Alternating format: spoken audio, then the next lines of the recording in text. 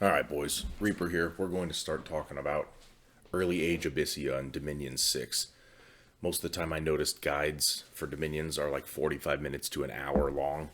And frankly, I don't have time or patience for that a lot of times. YouTubers like Lucid have great guides, super in-depth guides that'll go over things and explain them to you, and I highly recommend them. I couldn't recommend them enough. But if you're looking for a quick and dirty guide to any nation, and you're not looking to turn it into a calculus exam, that's sort of what I'm going to try to offer here, because I've noticed there are no real Dominion 6 easy guides out there for nations. Most of the time, people that don't have a lot of time, just got home from work, are looking for just a quick guide, give them a little fun, a few tricks to play, so that's what I'm going to try to do. I'm going to start off with early Age Abysia, as they are super fun with the heat and fire and just the overall aesthetic. We'll do a quick rundown. Abysia, the Children of Flame. Death and growth scales have half the standard effect on income and population growth and no effect on supplies. That's important for you because your big fatties eat a lot of supplies. So what this means is in Dominion 6, they lowered the effect of death and growth scales. So we might as well tank the death out and then counteract it in other ways. We have very slow, very heavy troops. And here's the worst part. Our sacred troops, our sacred commanders, 0 protection. So we're going to be running, we have a lot of hit points on these guys, but these guys get hit in the head a lot and get thumped. These guys have decent protection, they spit fire everywhere. These guys fly to the back, but they're very interesting to use because I believe you need undead leadership. Yep. And if you look, 0, 20 on a warlock, you really want a warlock leading your guys with 10 leadership. We're looking with 0 undead leadership for your standard leaders, so those are very difficult to use, these misbred. Abyssian infantry are strong. They have heat, so they'll fatigue units out. They're decent protection, good defense. If you need to face archery fire, these are the guys you want to use. If not, skip the axe guy, even though the damage looks higher, as the flail gets 2 attacks per round. The flail is the key. Now, these burning ones are very strong. Great heat, obvious fire resist. The fire shield is a key against undead. Anything like undead or vine men that has to hit you and has short range will kill themselves on you. Your berserk is absolutely necessary because even though your defense skill isn't 3, when you're in heat, if you're in, say, a heat scale of 5, this will go up to 8. You'll get +1 because of this firepower. So every stage that is heat, you will get +1 to virtually every stat. Not these over here, but attack, defense, strength, all of this will go up in heat. So what that brings me around to, and they're size 4, but with bad formation fighters, so they're basically size 6. This makes a larger bless on them beneficial, but in general, since these are cap only, a bless for them that's super strong is very difficult to pull off. What we're going to do is, this is a very generic pretender that I picked. This is the Battle of Writing up at the top, and the reason we pick it is because it starts with good Dominion, which we want. It gives you good order, which is always beneficial to your expensive troops. And it gives us air and earth to counteract virtually every wizard problem we have. As you can see, here's our main battlecaster. We could also look down at these battlecasters. Fire, earth, old guys, but with 0 protection and only 12 hit points. What you generally take, or at least what I take, to help this out is air shield and reinvigoration ×3. I'm telling you, it's a meme for a reason. Abyssian mages end up unconscious in 90% of battles because they're spamming fireball spells and passing out. This is a good generic bless that will benefit all of your anointeds, your dragons, and salamanders. And this will keep them awake, and it will more importantly keep them alive for longer, because these guys will be able to iron skin themselves. These guys won't. And the worst part about Abysia is the fact that, see, there's no random magic scale. No random magic scale, no random magic scale, no random magic scale. They are extremely predictable. So let's go over some stuff. Check it out. Start with an awake pretender so that our early troops are protected by this. Go with a high dominion so the heat spreads. I went with high order so I could tank out misfortune, because frankly, I have never once benefited from good or bad luck scales, so I like to tank these out and then reduce the chance that they're happening. You definitely want productivity for just the income bonus. You want as high a heat as you can get. I went with as low a death as I can get, and I went with magic because, boy, let me tell you, if this is your major researcher, you need the bonus magic scales. You do not have really high research on these guys. Anyway, that's the quick overview for Abysia. Let's get started. All right, boys, for a quick expansion overview. First turn, we grabbed a couple salamanders just for that explosive fire flare. That does a lot in combat. We put our air shielded burning ones in the front, and we put our troop line right behind them. Troop line does decent as long as they don't get annihilated by the archery fire of the Wolf Tribe archers and warriors. So what we're going to do is march in there. Expansion is pretty easy. We prophetized our War Master. So if you look, your generic War Master looks like this, a Warlord. They have a different body shape, the War Master, who is achieved prophet status. Now he gets air shield and reinvigoration right off the bat, so your prophet's immediately protected by our bless. Makes it fairly simple. Let's see how well it goes. Take a look at our battle here, see if we can draw the fire with our burning ones. Sure enough, we drew fire, although they're kind of hitting everybody. And here go the salamanders. Look at that damage. Pretty typical Abyssian expansion. Send your assassin to expensive provinces. We send it up here because I saw cavalries. I don't want to be facing cavalries early, so I'll just send this assassin in to keep assassinating. Honestly, the assassins of Abysia are pretty strong. If you're looking at the Slayer, they're really good. And if you're looking at the Demon Bread, it's a very mobile, good assassin. But they take up a turn of your commander points to get 2 of them. And that's just too expensive for me in the early game. I want to get the Warlock Apprentices out there so that they can get their 9 research going on. So that's our first tip on expansion. You can follow this. In general, what did we lose? Nothing? 1? Yeah, 1 infantry due to some unfortunate aim targeting by these archers. But we did great. Expansion's super easy on Abysia. You can do a lot of damage with these guys. So expansion's pretty easy. Just grab as many burning ones, a couple salamanders, and then, you know, any of these if you're getting plinked by archer fire. That's our quick little expansion tip. Alright guys, wanted to show further on the troop expansion. We've got some pretty easy battles going on here. Same strategy. Our prophet still has those infantries that are running around dying, but those burning ones, they're coming through. The burning ones. This is without a dedicated bless. And I wanted to show you can also do it against decent cavalry expansions.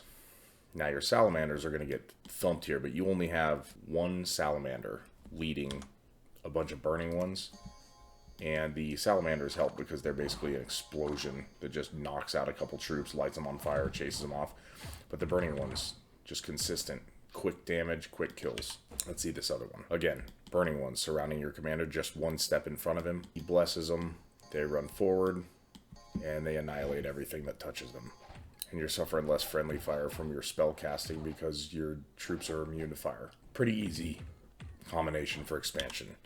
So feel free with expansion, take a few chances. One of the tricks that I do, obviously, this is the Prophet. One of the tricks I do with expansion, you can see it's only fall in year 0. I immediately start getting small armies like this, and I will send this out if I can afford a salamander. Because a small army like that will actually... Because the key to Abysia is early and fast expansion. And getting down to the caves, if possible. So you want to get as many of these expansion parties out as possible, and that's all they look like. This is without a dedicated bless, and you are expanding just fine despite Dominion 6 having harder independent armies. So you should be able to expand relatively quickly. Alright guys, we're going to give an example as to why we take air shield on our bless. Somehow, independent armies and the AI can always target your commander. I have no idea how they do it. I don't know if they target rear, which they shouldn't be able to.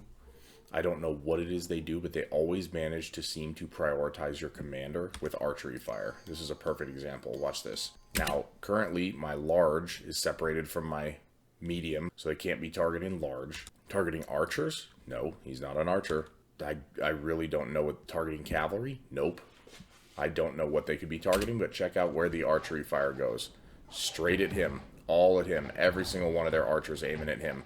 And they're going to get him if I don't have the air shield. However, this has been happening in several battles, and this is the only time that he's managed to die. So that is why we take our air shield bless on our... Now, we'll still take over this province because Berserk is awesome, but we're going to have to keep that shield up.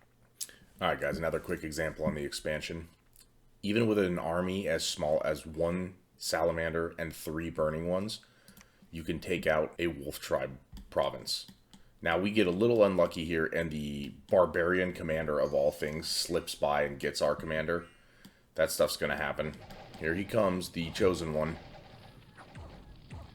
thumps through, goes right past our burning one, and just takes out our salamander. So I don't recommend expanding with parties this small, but this is just a proof of concept. You can do it. You will stomp people with these little burning ones, even without a dedicated bless. All right, boys, after 1 year, we have an easy 17 province expansion. This isn't great. This isn't one of the best. With early Hell Bless, I can pull off usually 24, 25 provinces.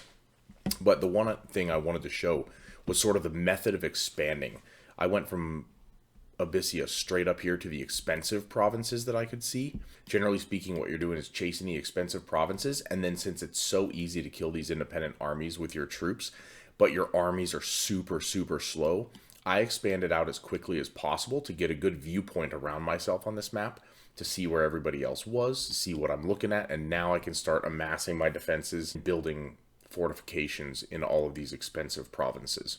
So that's just an early tip for year 1. You should be getting 17 to 20 provinces in year 1 without a problem. We had some bad luck events. We had a bad luck event that took, I believe, this province from us. We just had another bad luck event take this province from us, which is expected with Misfortune too. So you're going to get a couple provinces yanked away, but it's villains. You can send one guy there and take it back. So we're going to have some negative events, but if we didn't have these 2 events happen, we're sitting at a nice 19 provinces. It's a fairly easy expansion, but the key is to get this early expansion, even in tighter maps where your nearest enemy is right here. You want to get a good expansion out to the expensive provinces so you can hold them to make sure you can fund your giant armies. All right, boys, to simplify research, wanted to go over a few good key points on the early research. Under Conjuration, level 3 is going to give you Summon Lesser Fire Elemental and Phoenix Power, which boosts the level of your mage in fire by 1. Summon Lesser Fire Elemental is really easy to cast, only requires fire 1, but it costs 100 fatigue, so if the higher you can get your fire up, the better. As the higher it gets, the lower your fatigue will be. In addition to that, a good early alteration is level 3, and the primary reason for that is under Earth, your personal Iron Skin here can protect your mages in addition, because you're going to have these bad boys, your Anointed of Ruax, and your Anathemat Dragons, which you should switch to recruiting these over these once you have the income to support it, and you plan on making some decent military commanders. They're pretty solid. I don't think their leadership gives them any morale bonuses, but these guys definitely do. If you have the gold to afford these over these, do it, because they are superior in virtually every way. Double the hit points. They're a little bigger, so possibly get targeted easier, but they can cast Iron Skin. They can do Divine Blessing instead of just spamming regular Blessing. Once you get these guys, however, your research and alteration with personal Iron Skin will protect them from most stray arrows.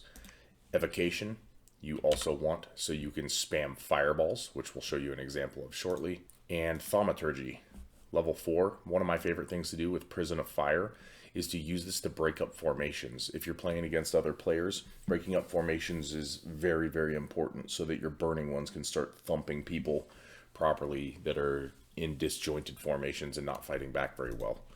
That's one of your biggest weaknesses, is formation fighting, as you aren't good at it. Alright, boys, I was planning on doing a example of an early fireball spam, but I forgot to bring troops into this battle. But it's actually a really, really good example here anyway of fireball spam. I made a grave error in only bringing a couple commanders. I took a couple of my Anointed of Ruax and Dragons and basically told them all to Phoenix Power to raise their fire level by 1, which is important because it reduces fatigue, like I said, for them. And when it reduces fatigue, it will make it so they can spam fireballs, and a couple of them drop Falling Fires, so we'll count this as like a late game Falling Fires as well, because Falling Fires, honestly, in my opinion, outperforms the Liquid Flames of Ruax. Does 24 armor piercing damage at 30 range, AoE 1, versus 6 area of effect, 15 armor piercing, range 50. I feel like this is the key. Adds a lingering cloud where hit, adds a lingering cloud where hit.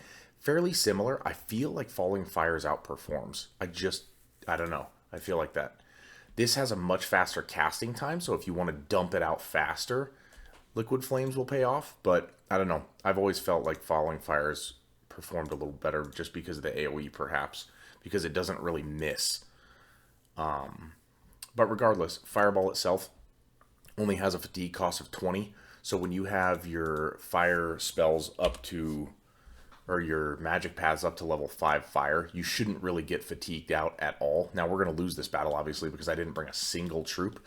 But you can see what it does to nations like Rus that they don't really have a good lines commander. So there we go. We Phoenix powered and we Divine Blessinged one. And then what we'll start doing is we'll start dropping bombs on these box formations. There's a good example of falling fires, but here comes the fireballs, and they leave lingering clouds of heat.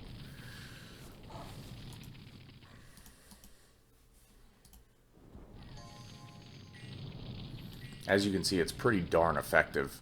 Even with inaccuracy, with direct hits, it's usually a kill on a human-sized opponent. And the Falling Fires is obviously a far superior version of it at a little later date when you get up to level 5 evocation. But obviously I didn't really plan this well, as I have 0 troops.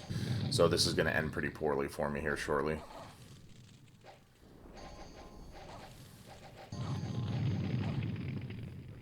But you can see against a pretty sizable force of Rus, we're doing quite a bit of damage, and if we had actually stay alive and fight this battle, this would have been a very formidable battle, because, I'll show you one more time, our fatigue was not climbing very high. Let's get right to the very end and check our fatigue on our mages. Check our fatigue. 16 fatigue, 40 fatigue, and I believe he was the one doing the... Oh, and he didn't boost his fire. Oh no, he did. He's a dragon. So that's the difference in fatigue from level 5 to level 4. One's at 16, one's at 40. So he's even lower level. So you can see a perfect example here of fatigue with fireball spam. An anointed boosting himself to 5 will have only 16 fatigue, which is a non-issue with our extra Reinvig Bless. The dragon will have 40 fatigue, which is obviously a little worse. This gentleman has 68 fatigue because he only has level 3 fire. So you can see the level of fire magic that we get to is vitally important. You want to switch from salamanders to dragons and then dragons to anointeds as soon as possible. Alright boys, now we're going to go over an example of fire elemental summoning. This is fairly simple to understand. I mean, if you haven't ever done it, you don't really realize the power of it.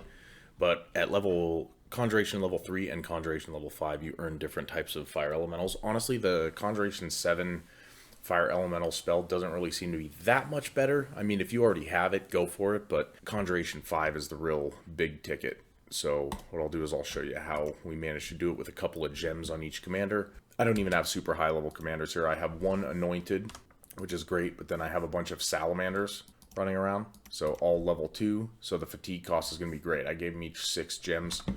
So we'll see what happens here when they buff themselves with Phoenix power. Now they're all level 3. He is level 5, and I believe he'll be level 6. So these guys just summoned fire elementals, and look, at level 3, summoning a fire elemental only gives them 45 fatigue, so they can do that multiple times.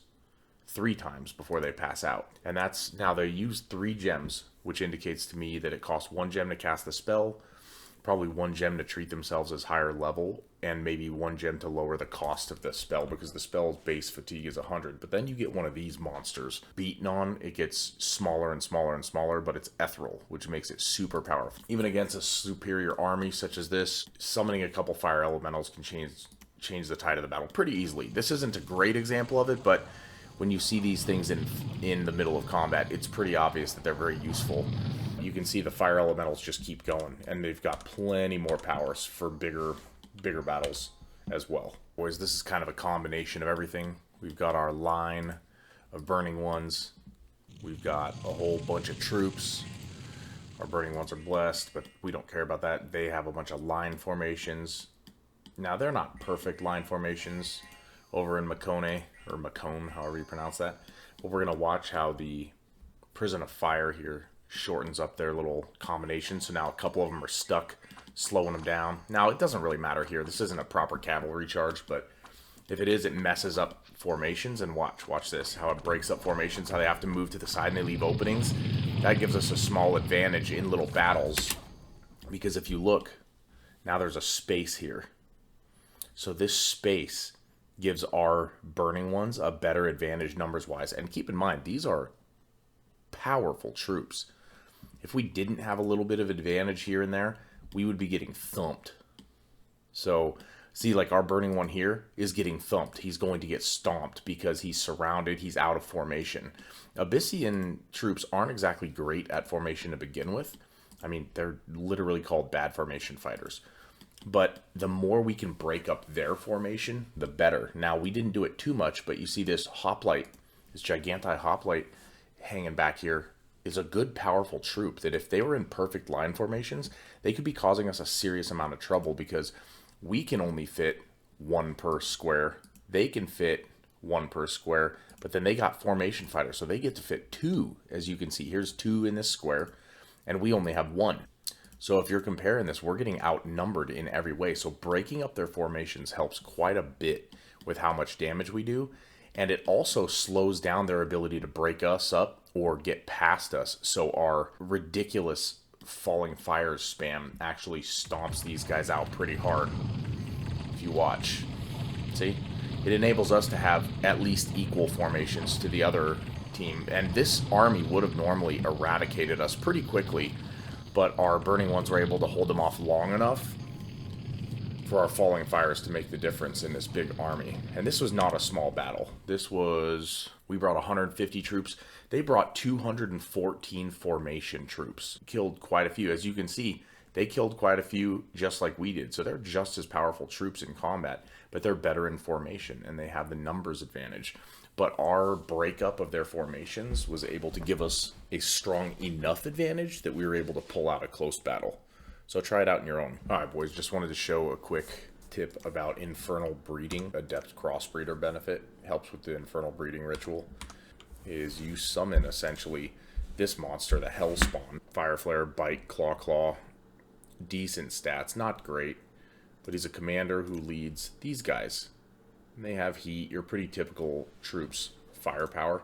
Pretty decent set of troops that you can spam. 25 blood slaves. Not bad in terms of cost, because the cost to keep these guys around is, you guessed it, 0 gold per year. So as long as you get a blood economy going, you can really get these guys going. You can get a whole boatload of these troops that are essentially free for you to use, and you don't have to really worry about any of that. And again, with Firepower 1, all of their stats get exponentially better in heat. So make sure you use this trick. Take advantage of Infernal Breeding. I'll try to get a copy of a few more units that can possibly be summoned by it if I can. Alright boys, like I said, I will get you a couple more Infernal Breeding examples. We have the Hellspawn from Green Harbor.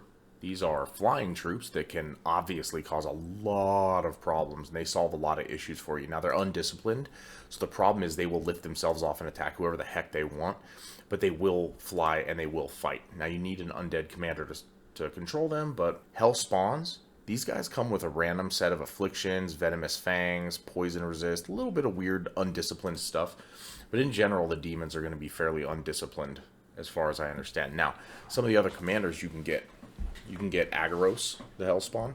He belches flames, which is great. He has a flail for 2 attacks. Pretty decent.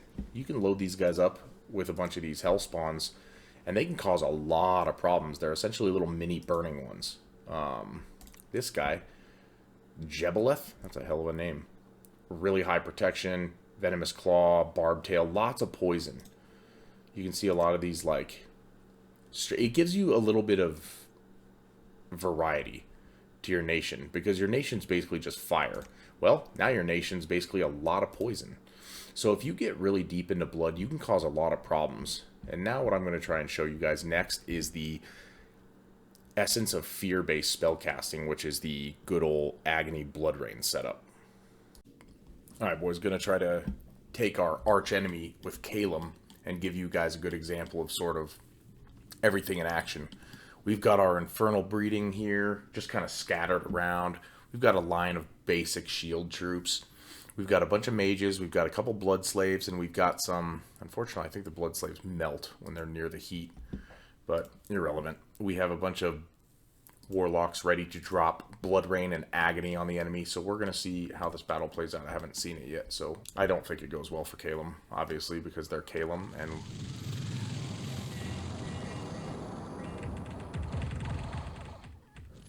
Okay, that's a little annoying. There we go. Blood Rain. Blood Rain drops everybody's morale over time.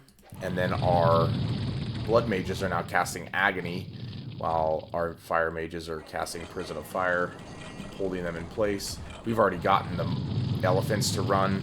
We're dropping fire bombs on everybody. And the Agony that we're doing, the reason Agony is so powerful is because Agony deals damage to an enemy. What's their bless? Frost Mist, Awe, Blur. Wow, okay. So Agony deals a point of damage, which makes it so that they're automatically making a morale check. Because if I understand it correctly, morale alone, like morale lowering, such as Blood Rain, doesn't immediately force everyone to run away. But if you look, their morale, 14, routing, experience, squad morale, magic bonus -2 right there. That's given us quite a big advantage when it comes to the Agony. And when you go to a basic troop like this, they're starving. Wow, okay. That was a terrible decision. Those are undead. What are these? Same thing. Same thing, yeah. So you can see the fear starts adding up and starts decimating them while we're dropping bombs everywhere. Because one thing Abysia is not afraid to do is drop damage. But you can see our troops are relatively safe. The Infernal Breeding troops and the Summer Lions that we summon are flying around hurting everybody. Summer Lions get killed pretty quickly because of their lack of protection, but they have Ethereal, which makes them pretty good against, you know, intro troops. The problem is Caleb has these damn magic weapons that ignores Ethereal, so they thump them pretty hard. Got some elementals running around here. We're dropping more Fallen Fires. But see, the whole general consensus of this is if you get Blood Rain and Agony going, you essentially cause everybody on the enemy team to start routing in high amounts pretty early on. Let's check out how the battle report went. Lots of damage from our mages. Abyssian infantries, we didn't lose a single one. We lost some hell spawns, but not bad. Not bad at all. Even with them lifting off and landing on us and trying to break up our formation and our spell casting, we managed to absolutely wipe the floor with them. The Agony spam is insanely powerful, and it's frustrating to fight against. So we lost the majority of our troops to their god. But keep in mind, that's a super combatant, and we still did find destroying everything else, dropping it. So that's the point. If you drop everything, even against a pitched battle, which frankly we would have lost that against the bull if we hadn't been so prepared. And you can just keep them there forever and just overtax them. If we wanted to, we could have used a major spell, Heat from Hell, would have loaded up the battlefield and exhausted everybody. But there's a lot of ways you can make the battlefield hell for your opponent, and I highly recommend you do. So hope that helps, makes Abysia a little more simple to play. If you guys need any more setups, I'll point things out to you. Everything's pretty simple. If you have any questions, throw them in the comments, let me know, and I'll try to help you guys out. And whatever you do with this nation, the most important thing to do is never, ever, and I mean ever, take a hell bless.